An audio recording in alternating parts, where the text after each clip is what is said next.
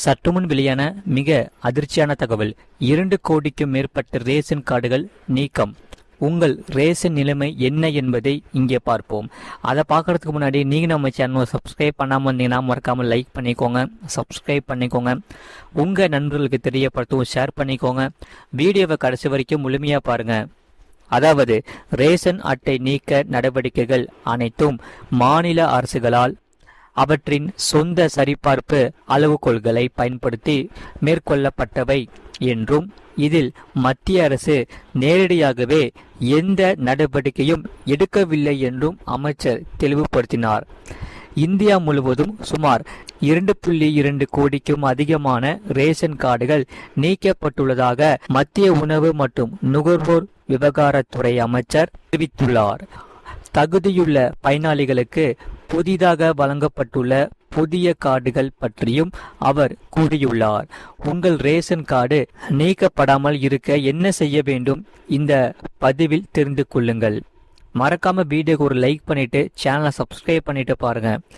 அதாவது பொது விநியோக திட்டத்திலிருந்து தகுதியற்ற 2.21 கோடிக்கும் அதிகமான ரேஷன் அட்டைகள் நீக்கப்பட்டுள்ளதாகவும் இதைத் தொடர்ந்து மாநில அரசுகள் தகுதியுள்ள பயனாளிகளுக்கு மேலும் சுமார் 3 கோடி ரேஷன் அட்டைகளை வழங்கலாம் என்றும் மத்திய உணவு மற்றும் நுகர்வோர் விவகாரத்துறை அமைச்சர் தெரிவித்திருந்தார். அதே சமயம் நாட்டின் தலைநகர் டெல்லியில் ஸ்மார்ட் கிடங்கு அமைப்பை தொடங்கி வைத்து பேசிய அமைச்சர், இந்த ரேஷன் அட்டை நீக்க நடவடிக்கைகள் அனைத்தும் மாநில அரசுகளால் அவற்றின் சொந்த சரிபார்ப்பு அளவுகோல்களை பயன்படுத்தி மேற்கொள்ளப்பட்டவை என்றும் இதில் மத்திய அரசு நேரடியாக எந்த நடவடிக்கையும் எடுக்கவில்லை என்றும் தெளிவுபடுத்தினார். இதில் மத்திய உணவு அமைச்சகம் முன்னதாக 8.51 கோடி தகுதியற்றவர்க்கூடிய பயனாளிகளை இருந்தவர்கள், வருமான வரி செலுத்துவோர் மற்றும் 4 சக்கர வாகன உரிமையாளர்கள் உட்பட அடையாளம் கண்டு தேவையான நடவடிக்கைக்கான அந்த பட்டியலை மாநிலங்களுடன் பகிர்ந்திருந்தது. இவற்றில் 2.21 கோடி வழக்குகள் மீது மாநிலங்கள் இதுவரை நடவடிக்கை எடுத்துள்ளதாக அமைச்சர் கூறியுள்ளார். இதில் 8.51 கோடியில் மாநிலங்கள் 2.21 கோடி ரேஷன் அட்டைகளை நீக்கியுள்ளது. நாங்கள் அவற்றை நீக்கவில்லை என்று கூறிய அவர், தகுதியான பயனாளிகளை சேர்ப்பதற்கான நிகழ்வுத்தன்மை மாநிலங்களுக்கு வழங்கப்பட்டுள்ளதாகவும் தெரிவித்தார். பல்வேறு மாநில அரசுகளால் தகுதியுள்ள மக்களுக்கு மேலும் சுமார் 3 கோடி ரேஷன் அட்டைகளை வழங்க முடியும் என்று இந்நிகழ்ச்சியில் அவர் கூறியுள்ளார். அதே சமயம் நாடு முழுவதும் இந்த நடவடிக்கை ஒரே சீராக நடைபெறவில்லை என்பதை சுட்டிக்காட்டிய அவர், சில மாநிலங்கள் இந்த சரிபார்ப்பு பணியை முடித்துவிட்ட நிலையில் மற்ற மாநிலங்கள் இன்னும் தகுதியற்ற பதிவுகளை அடையாளம் காணும் பணியில் ஈடுபட்டுள்ளன என்றும் கூறினார். தற்போது மொத்த ரேஷன் அட்டைகளில் எண்ணிக்கை பொறுத்தவரை 79 கோடியாக உள்ளது. செலவை குறைப்பதை விட தேவைப்படுபவர்களுக்கு உணவு பாதுகாப்பை உறுதி செய்வதே அரசின் முன்னுரிமை என்று அமைச்சர் வலியுறுத்தினார். அதே சமயம் இதில் எதன் அடிப்படையில் ரேஷன் கார்டுகள் நீக்கப்படுகிறது என்று இங்கே பார்ப்போம். நீங்க மறக்காம வீடியோக்கு ஒரு லைக் பண்ணிட்டு பாருங்க.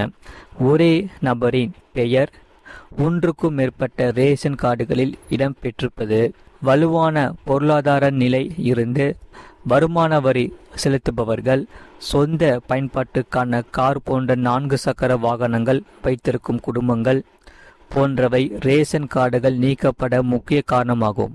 மற்ற மாநிலங்களைப் போல தமிழகத்திலும் தகுதியற்றவர்களின் ரேஷன் அட்டைகளை நீக்குவதற்கான பணிகள் மும்முரமாக நடந்து வருகிறது.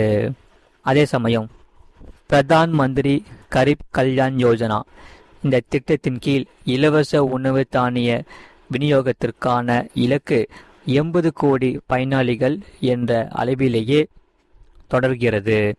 இந்த வெளிப்படையான நடவடிக்கை சாத்தியமானதற்கு பொது விநியோக திட்டத்தின் அதாவது பிடிஎஸ் டிஜிட்டல் மயமாக்கலே காரணம் என்று அமைச்சர் குறிப்பிட்டார். இதன் விளைவாக PMGKY திட்டத்தின் கீழ் விநியோகிக்கப்படும் உணவு தானியங்களில் 98.5% இப்போது ஆதார் எண்கள் மற்றும் மின்னணு விற்பனை முனை, அதாவது PODS, EPOS இயந்திரங்கள் மூலம் சரிபார்க்கப்படுகிறது என்று அவர் கூறினார். இதனால் முழுமையான டிஜிட்டல் உணவு விநியோக முறையை உருவாக்கும் பயிற்சிகள் ஒரு பகுதியாக பொது விநியோக திட்ட PDS கட்டமைப்பில் ஸ்மார்ட் கிடங்குகள் மற்றும் நவீன சேமிப்பு நிலையங்கள் உட்பட மேம்பட்ட தொழில்நுட்பங்கள் அறிமுகப்படுத்தப்பட்டு வருவதாக அமைச்சர் தெரிவித்தார். மேலும் இதற்காக COVID-19 பெருந்தொற்றுக்கு பிறகு பிரதமர் மந்திரி கரீப் கல்யாண் அன்ன யோஜனா உட்பட பல்வேறு நலத்திட்டங்களில் காரணமாகவே சுமார் 25 கோடி மக்கள் பல பரிமாண வறுமையிலிருந்து மீண்டுள்ளதாக ஜோஷி குறிப்பிட்டார். இந்த கூற்றை உறுதிப்படுத்தும் வகையில் சர்வதேச நாணய நிதியம் மற்றும் நிதி போன்ற அமைப்புகளில் மதிப்பீடுகளையும் அவர் சுட்டிக்காட்டியுள்ளனர். நடப்பு நிதியாண்டில் உணவு மானிய செலவு அதிகரிக்கக்கூடும் என்ற கவலைகள் குறித்து பேசிய அமைச்சர், ஒதுக்கப்பட்ட பட்ஜெட்டுக்குள்ளேயே அந்த செலவை அரசாங்கத்தால் நிர்வகிக்க முடியும் என்ற நம்பிக்கையை வெளிப்படுத்தினார். மறக்காம வீடியோக்கு ஒரு லைக் பண்ணிக்கோங்க, சேனலை சப்ஸ்கிரைப் பண்ணிக்கோங்க. இந்த செய்தியை பற்றி நீங்கள் என்ன சொல்றீங்கிறத கமெண்ட் செக்ஷனில் மறக்காம கமெண்ட் பண்ணுங்க. அதே சமயம் ரேஷன் கார்டுக்கு புதிய கட்டுப்பாடு ஜூன் 26 கடைசி நாள் என்று சொல்லப்படுகிறார்கள். அதிகாரிகள் கொடுத்த மிக முக்கியமான அப்டேட். மறக்காம வீடியோக்கு ஒரு லைக் பண்ணிட்டு சேனலை சப்ஸ்கிரைப் பண்ணிட்டு பாருங்க. அதாவது குடும்ப அட்டை உறுப்பினர்கள் உடனே கவனம் செலுத்த வேண்டிய மிக முக்கியமான தகவல் வந்துவிட்டது. புதுக்கோட்டை மாவட்டத்தில் குடும்ப அட்டை உறுப்பினர்களின் கைவிரல் ரேகை பதிவு தொடர்பாக மாவட்ட நிர்வாகம் முக்கிய அறிவிப்பை வெளியிட்டுள்ளது. அதன்படி புதுக்கோட்டை மாவட்டத்தில் உள்ள அனைத்து நியாய விலை கடைகளிலும் குடும்ப அட்டை உறுப்பினர்களின் கைவிரல் ரேகை பதிவு பணி தீவிரமாக மேற்கொள்ளப்பட்டு வருகிறது. இதனால் குடும்ப அட்டையில் இடம்பெற்றுள்ள உறுப்பினர்களில் இதுவரை கைவிரல் ரேகை பதிவு செய்யாதவர்கள் வரும் 26/6/2026 தேதிக்குள் அருகிலுள்ள நியாய விலை கடைகளுக்கு சென்று தங்களது கைவிரல் ரேகையை பதிவு செய்து கொள்ள வேண்டும் என அறிவிக்கப்பட்டுள்ளது. மேலும் இதற்காக பணி நிமித்தமாக அல்லது பிற காரணங்களால் வேறு பகுதிகளில் தற்காலிகமாக வசித்து வரும் குடும்ப அட்டை உறுப்பினர்களும் தாங்கள் தற்போது வசிக்கும் பகுதிக்கு அருகிலுள்ள நியாய விலை கடைகளுக்கு சென்று 26/6/2026க்குள் கைவிரல் ரேகையை பதிவு செய்து தங்களது உரிமையை உறுதி செய்து கொள்ளலாம் என தெரிவிக்கப்பட்டுள்ளது.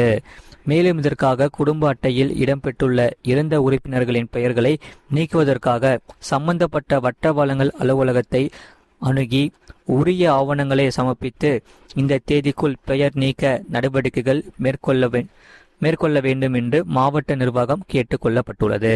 மறக்காம வீடியோக்கு ஒரு லைக் பண்ணிக்கோங்க, சேனலை சப்ஸ்கிரைப் பண்ணிக்கோங்க, பக்கத்தில் பெல் பட்டனை கிளிக் பண்ணி வச்சுக்கோங்க. அப்போதான் நம்ம போகிற வீடியோஸ் எல்லாமே உங்களுக்கு ரெகுலராக காமிக்கும். அதே சமயம் இந்த செய்தியை பற்றி நீங்கள் என்ன சொல்கிறீங்கிறத கமெண்ட் செக்ஷனில் மறக்காமல் கமெண்ட் பண்ணுங்கள். இவ்வளோ நேரம் முழுமையாக வீடியோ பார்த்ததுக்கு மிக்க நன்றி.